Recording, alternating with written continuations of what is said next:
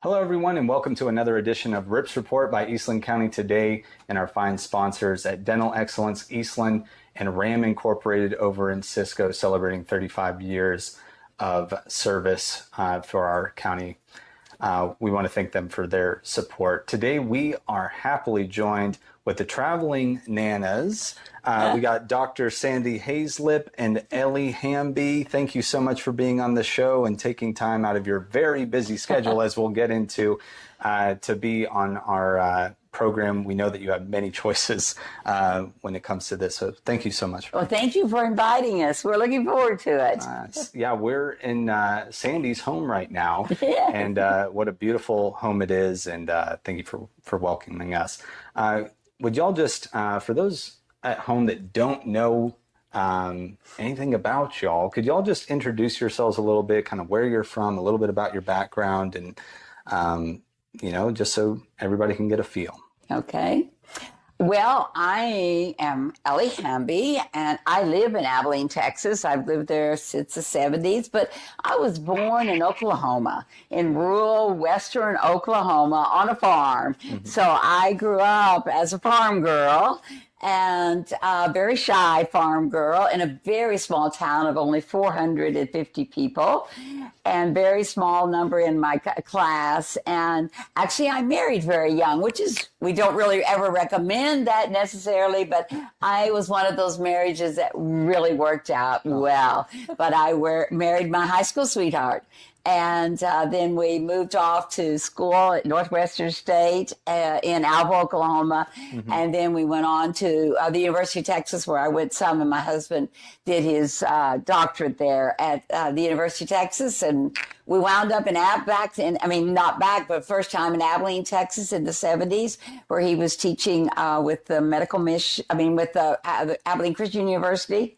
And then the next big chapter in our lives is we were asked to go to Zambia as missionaries. And so in the 80s, we moved to Zambia. He left his full tenured professorship at ACU, and we moved to Zambia. And that was a life-changing experience.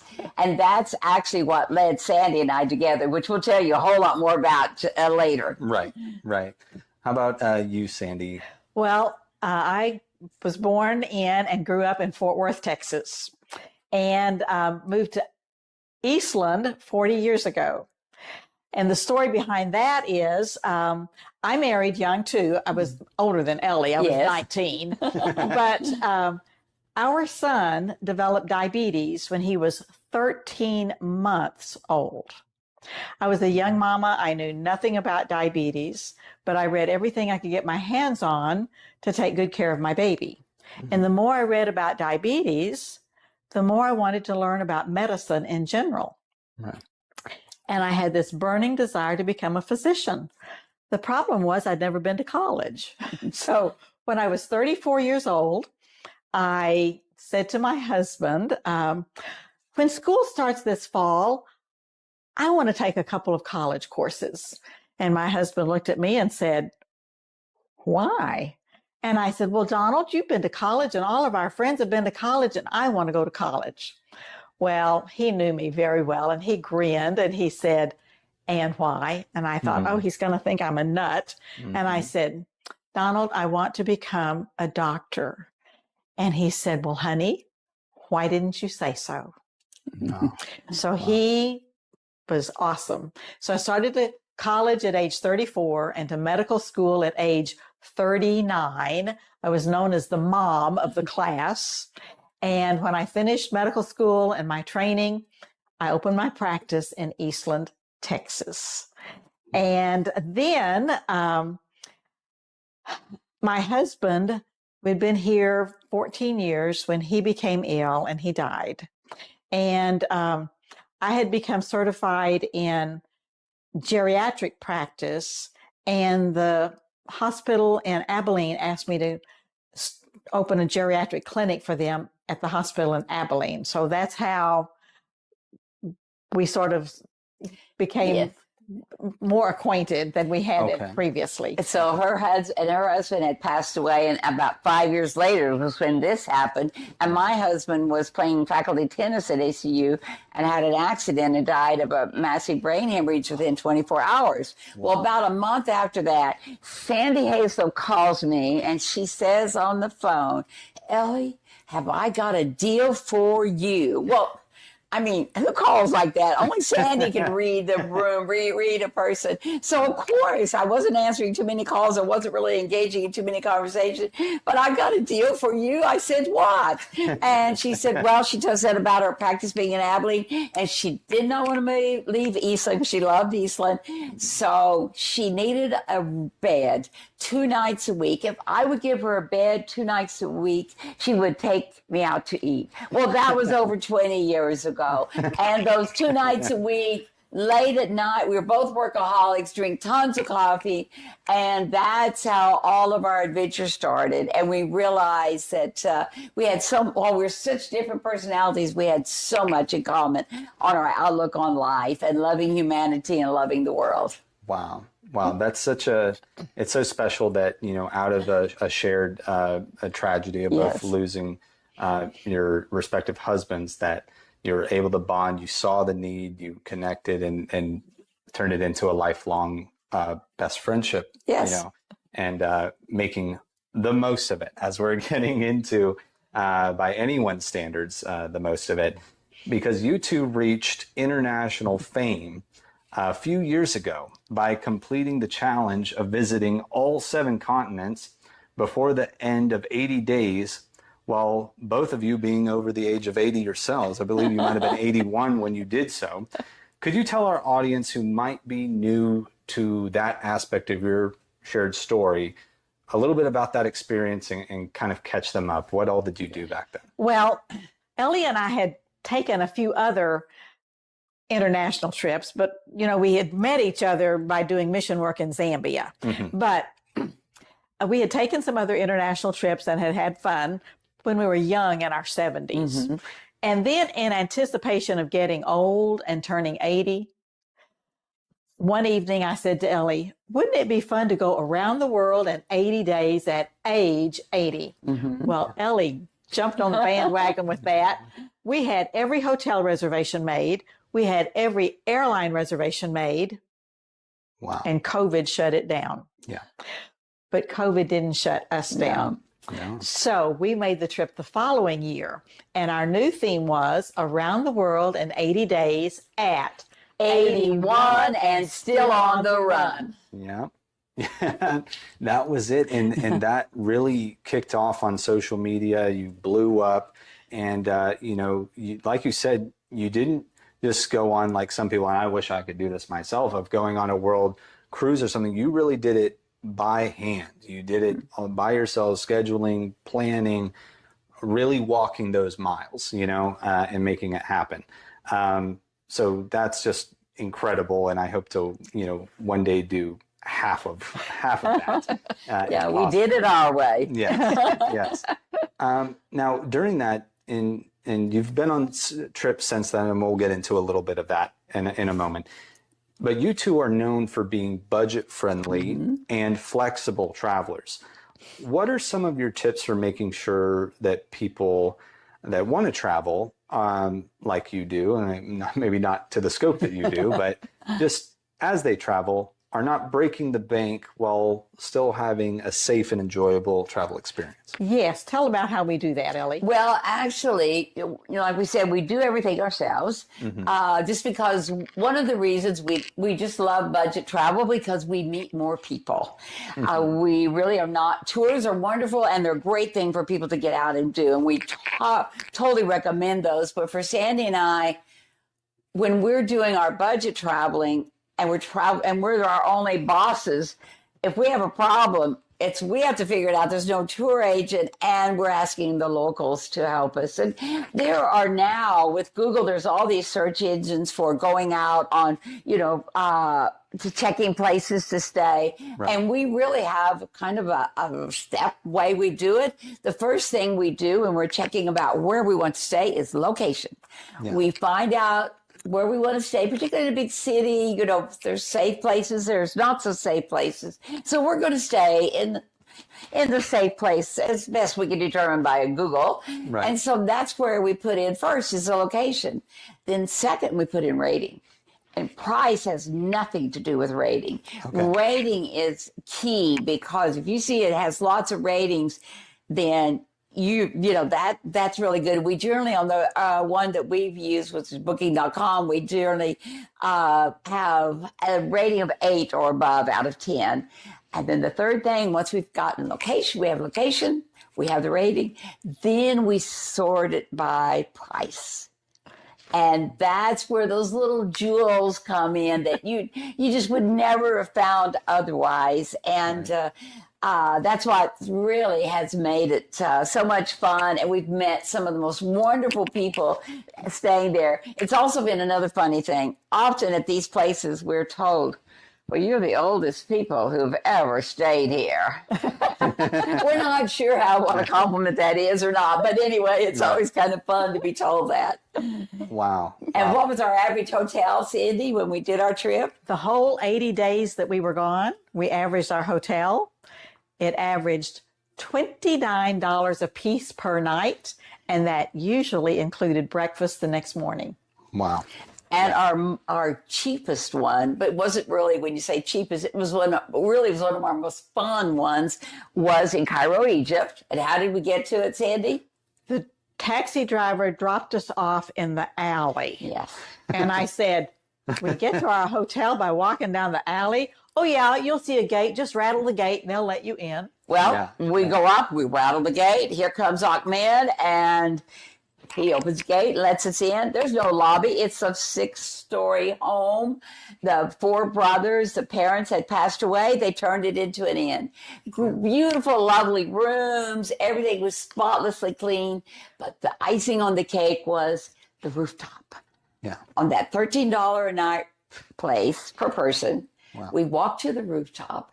There's no elevators either. Right. So we walked to the rooftop, and there we are in the evening, overlooking the light show on the pyramids, drinking a cup of tea for free. So it just doesn't get better than that. And they took great care of us. Didn't they? Anything we needed, they were making sure that we got it. So we just love finding those things and meeting those people. Right.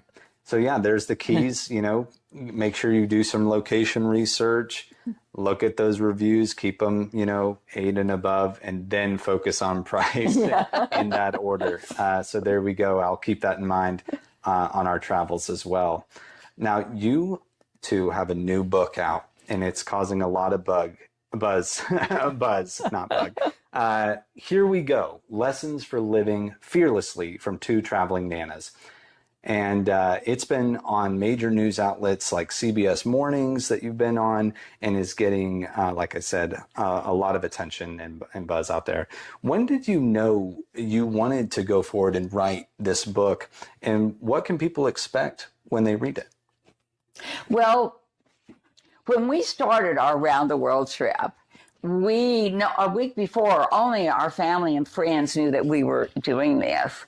And it wasn't because we were speaking at a local retirement center in Abilene just about our trip, because Sandy had been a doctor out there, and we would go out and talk about things.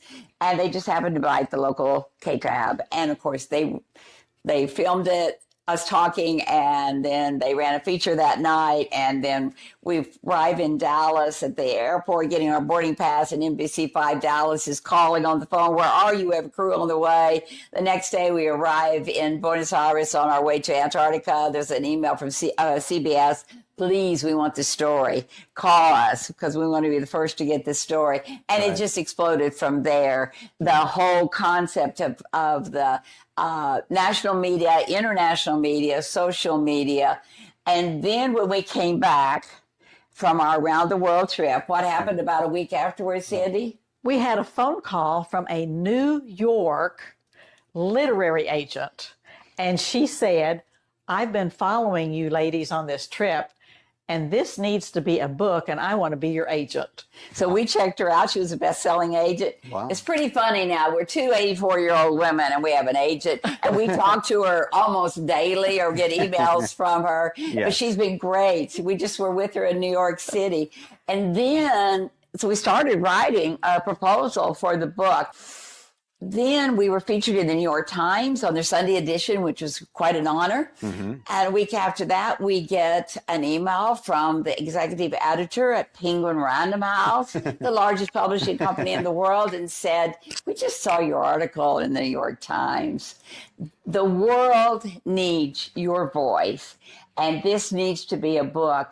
And we would love to be your publishing company." Wow. And so they offered us a very nice package. And so we signed with the largest publishing company in the world and the Viking imprint with Penguin Random House. And our book, Here We Go, unbelievable, is here. And we're just so excited. Yes. Well, we'll definitely have a link to that book in our description in a moment. But you guys have been doing a lot of book signings, I've heard, and you have one coming up in Dallas.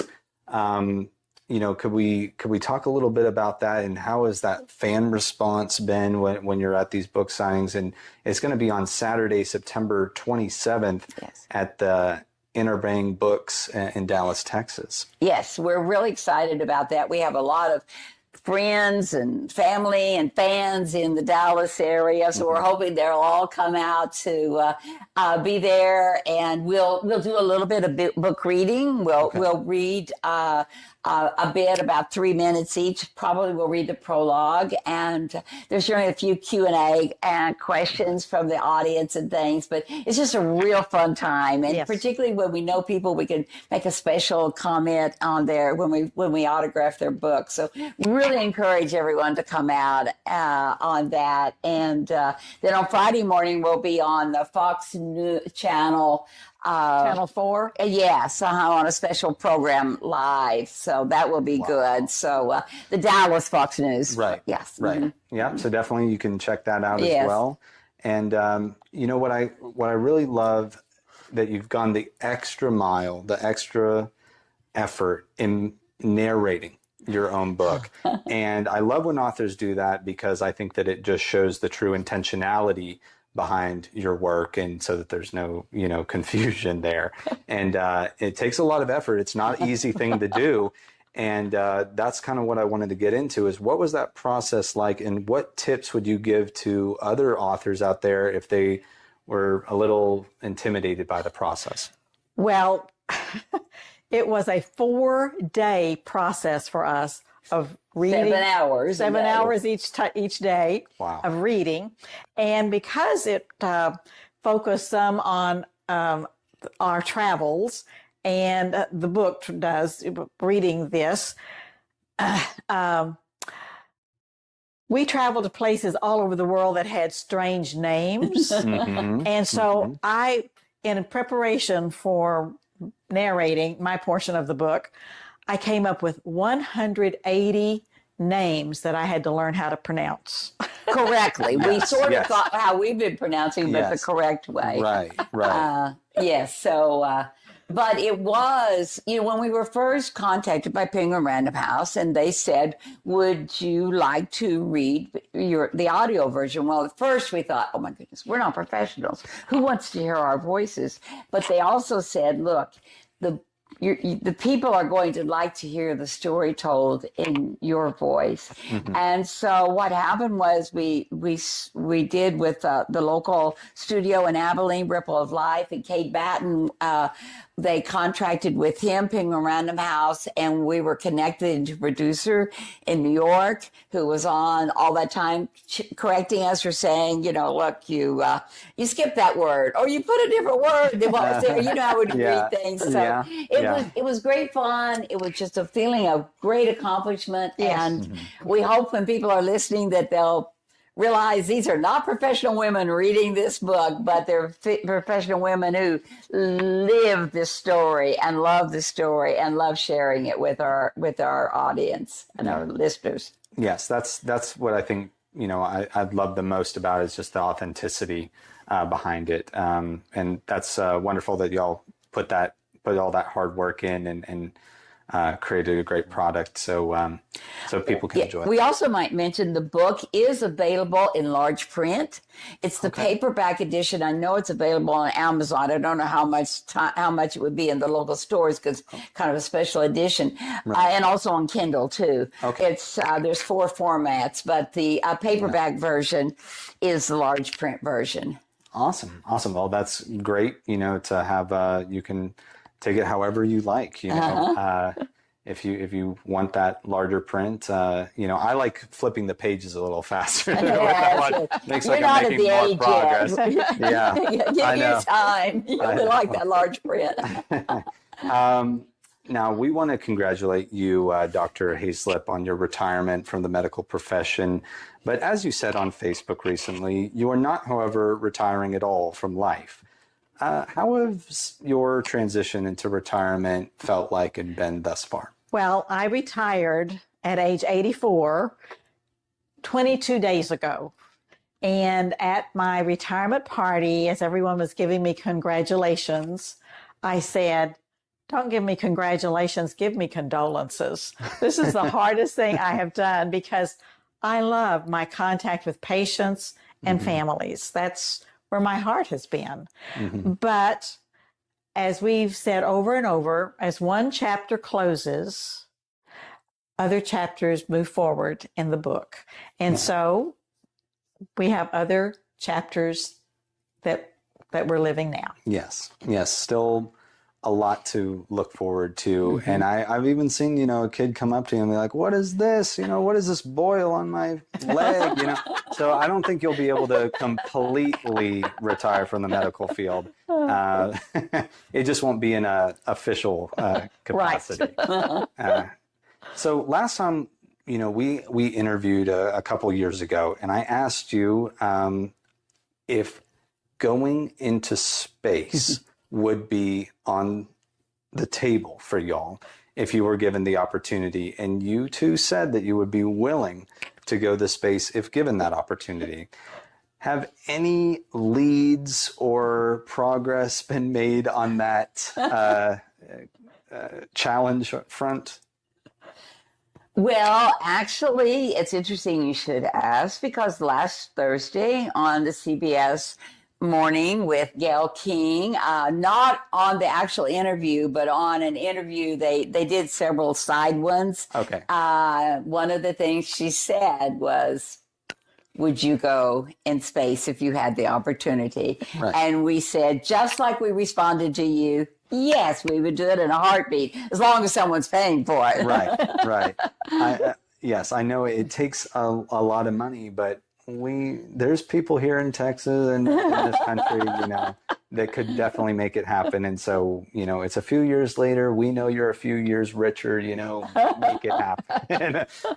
But yes, so I would love to see that for y'all personally, if that's what you feel inclined and led to do one day. I do have another question on a similar, different note. You have been on such popular shows like the Drew Barrymore Show, the CBS Mornings you just mentioned, the Today Show, NPR, just to name a few.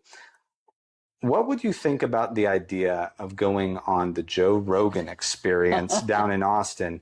I personally think that it would give you another long-form platform to go off into more detail on your travels and your experiences and your friendship. And it's right here in Texas, just down the road. What would you all think if Joe Rogan called you up and asked you to be on his show? Well, if Joe Rogan called us up to be on the show, if he's giving us an opportunity to share our message with his listeners, we'd do it in a heartbeat because we really want to tell people, look, adventure knows no age limit, service knows no borders, and really people need to get out there, find a friend, be a friend. People need to get out and open your hearts and your arms to this world and to the people that cross your path. We all have differences, but we need to be open to each other and the feelings and things. So anybody that will give us our platform for that, Joe Rogan, we're coming. There you go, Joe. You've heard it here. They'll be they'd be willing to take that phone call from you. So you heard it here first on Rip's Report from Eastland County Today. Now, I know in your recent appearance on the Drew Barrymore show, you revealed your plans that you were touring the entire continent of Oceania. Could you tell us about that trip and what you got out of it? Well, yes, that we had already made those plans, and we were then surprised on the Drew Barrymore show when they said, well, since you're going to Oceania, we have a trip that we want to give you, and that is to New Zealand. Wow. Wow. We'd never had a trip given to us before. Airfare and everything. It was a bow tied around it all. And we'd never been on a tour group before, but it was a wonderful tour group, and it was the best way to see New Zealand. Right. But we did something a little bit more than just New Zealand. Ellie, talk about that. We told the tour company that the Drew show had given with us that could we just fly to Auckland 2.5 weeks to 3 weeks early and we'll do our own thing, and we'll meet you back here at the hotel on the day that the tour comes. And so they said, sure, we'll do that. So they flew us. Then we hopped on a plane, Papua New Guinea. We then flew into Port Moresby and then flew across the whole island to Tufi and tell them what we did when we got to Tufi, the jungles of Tufi. Oh, yes, wow. We went to an island that you could only get to by canoe. Yes. And we spent the night on this island with a wonderful family that the village of there. There was no running water, no electricity. The wonderful meals that we were served, the food was grown on the island or they caught it out of the ocean. Actually, that morning he had two sons and Fabian. And so for lunch, we had fresh lobster. He had sent his two sons with spears to dive down in the ocean right there and spear lobster, and we had it for lunch. Now, let me tell you what. That's priceless. No, and it was and it was budget travel for us, but you don't get freshly speared lobster served, within 2 hours or 3 hours of them getting the lobster. So that was quite fun, and it was very good. I was about to say, I bet that was absolutely delicious as well. Yeah. Just doesn't get fresher than that. Never. Yes. Now, with all that, that's an amazing trip that y'all recently had. And but with that being said, and all these amazing experiences that you had, what is, it almost makes you beg the question, what could possibly be left on a bucket list for both of you? Maybe, certain places or experiences that you still want to do, or any particular challenge that you want to complete. What's still on your to-do list? Tell about that, Ellie. Well, we may be 84, but there's still a whole lot more and that we want to do. And of course, we're doing one continent at a time. Okay. And so after we did the round the world, when we were 81, then when we were 82, we went to South America. That's where we stayed in a remote jungle lodge in the Amazon, and we went piranha fishing. Sandy caught the biggest one, I can tell you. And we had piranha stew. Wouldn't recommend it, but when you catch a piranha in the Amazon, I guarantee you that's pretty cool stew. Yes. And then we went alligator hunting. And, most old women don't do those sort of things, but we do like the off the beaten path. And then Ellie went swimming with the pink dolphins. I had no clue there are pink dolphins in the Amazon. I didn't know that. Coolest things ever. That was so fun. Sandy was on the deck with a cup of coffee. Oh, man. Yes. And of course, people are already asking us, is another book, that's already been talked about. Children's books has really been a big thing because we Right. seem to be a big hit with children. Ladies portray us. You tell them, whoever plays me, there are no dirty words that come out of my mouth, and Yeah. there is no hanky-panky going on. From either one of us. So we're not sure how that's going to work out. Right, right. And now, if that movie does get made, and I hope to see it, who would you want to play your best friend? So, Sandy, who would you want to play Ellie? And Ellie, who would you want to play Oh, I think Sandy? Meryl Streep for Ellie. I think that would just be awesome. Well, for Sandy, you know, Sandy's sweet, smiling and things. And whenever I see Sally Fields, that's what she's doing. She's just always that. I mean, she's played all assortment of roles, but I think Sally Fields would be a great one to play Sandy. Oh, wow. So there you go. We've helped We got you it. We've helped you. You've got your answer. No more digging. You just call up their agents. You know, their agents call your agents and work it out.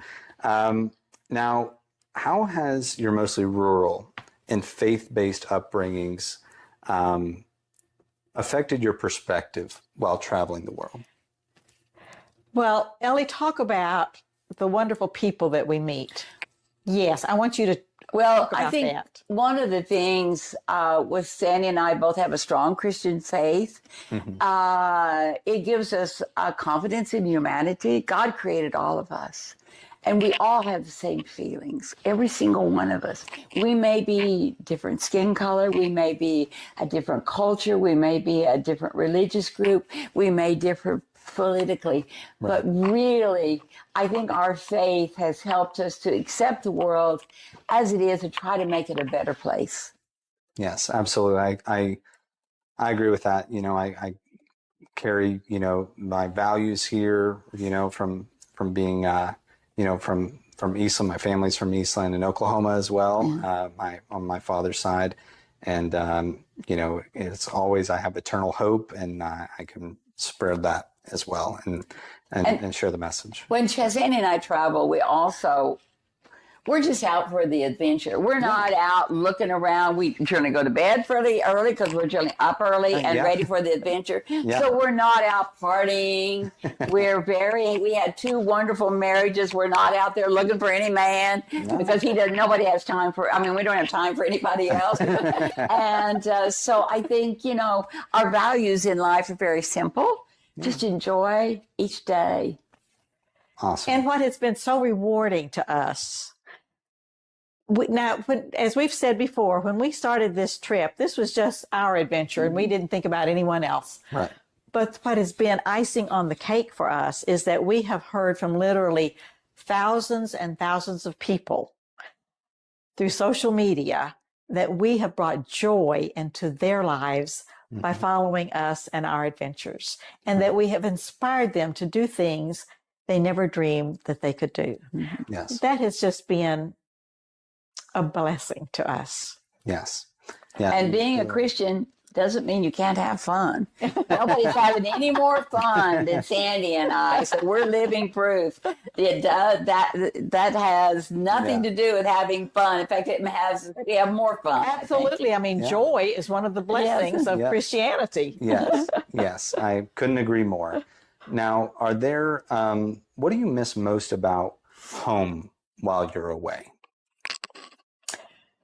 Well, you know, first of all, my husband is not in this home. My husband is in a home in heaven. Yes. So I don't really miss when I'm away because he's not here. But I do miss my family and my friends that I have here. And so that's always something that I enjoy getting to come back to and being with. But that's why it's okay for me to be gone for a long period, to be gone for 80 days. Yes. Yes. Yes. And a lot of people, when we talk to them, I just got to get back to my bed. Well, we like our bed, but we really are just pretty comfortable wherever we have a place to put our head at night. So that doesn't seem to be a big issue with us, which is great. Right. Yeah, there are plenty of great beds out there Right. to sleep on. Some not so good, but there are a lot of good ones out there if you do your research, like we talked about before. Now, vice versa. What do you miss most about traveling while you're at home? Well, I can tell you, I'm sure Sandy would agree with this. We're invigorated when we travel. It's adventure. It's fun. We come back and it's kind of like a letdown. Like, oh my, you have to clean the house. But no, I think because we have so much fun when we travel. We really do. Every morning it's just like exciting. What are we going to do today? And what new adventure is out there? So I think that's basically how we feel. Yes, it's traveling just, every day you wake up and it feels like Disney, you're ready to go. Going to the candy store. Yes. So totally understandable. Now, since this is the Rips Report, we can't go without asking a few fun questions inspired by Old Rip, the legendary horned toad on the square in Eastland. And speaking of Old Rip, you two will be this year's Grand Marshals at Old Rip Fest. Yes, that's a tremendous honor. And we are just so honored to have been selected for that. We can't wait. Absolutely. Man, and we'll look forward to seeing you there. Who or what would you like to rip a new one? Well, I think I can speak for both of us. We had this taxi driver in Rome. He came across as the nicest man in that drive, and he told us all about his family. And Sandy and I were just thinking, he is so nice and all this. When it was all said and done, that taxi driver cheated us out of $300. Wow. And so I'd surely like to rip him. Wow.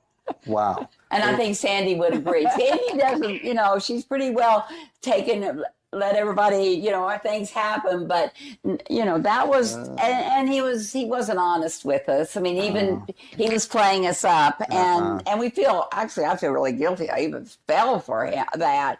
And his little ploy about running my card more than once and whatever. And getting a picture of it. Yeah. So anyway, it was quite the long story, but we learned that, and we learned some good lessons, and life goes on and doesn't keep us from getting in a taxi. That's right. So their taxi average, their hotel average is pretty low, but their taxi average is quite high. Yeah. That's unfortunate, but I like that answer. That guy needs to learn his lesson. He certainly does. If you could rip a page out of any book and get to experience the events and actions on that page, which book and page would you pick and why? Well, when I was young, I read books about the amazing Mrs. Polifax. She was an older lady who was a spy.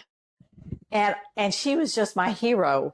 And I'm an older lady now, and I think that would be fun. We've even been asked that before. Yeah, I think you guys could really be spies. Yeah. But, and actually the KGB, I'm not sure when we got involved with them and the interrogation and all that, but they weren't sure who we were or what we were. But anyway, yes. Yeah, they took that look for your enemies in the least suspecting spot a little too a little to the heart, in over there in Russia. But yes, I love those answers. Well, how can people get a hold of you and maybe get a copy of your books, all the editions that we talked about, the audio, the large print editions?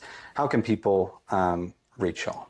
Well, first off, our book, Here We Go, is out, and we love our cover. We didn't really talk about that, but that's Sandy and I on the Bali swing. And Penguin Random House hired a world-famous illustrator from Paris who designed that cover. But we told her it had to be the Bali swing photo. We wanted an illustration of it, not a photo of us, but the illustration. So really, we love the cover. When you look at it, I think you will too. And when you read the book, it will have a lot of meaning. But our book is available in all the big major bookstores. in Abilene and this area, and all Barnes and Noble, Books a Million, 701 Books, Texas Star, and all the places, as well as online on Amazon, Walmart, and Target. You basically go to your favorite place, and if they don't have it, I'm sure they'll get it ordered for you. Awesome. Awesome. And any social media accounts so people can keep up with your travels, and maybe Yes. Joe Rogan, we'll say. We have a huge following on TikTok. So you can always follow us there, Around the World at 80, and type in Sandy and Ellie or whatever, it'll come up. And a big following, and also a big following on Instagram, Facebook, YouTube.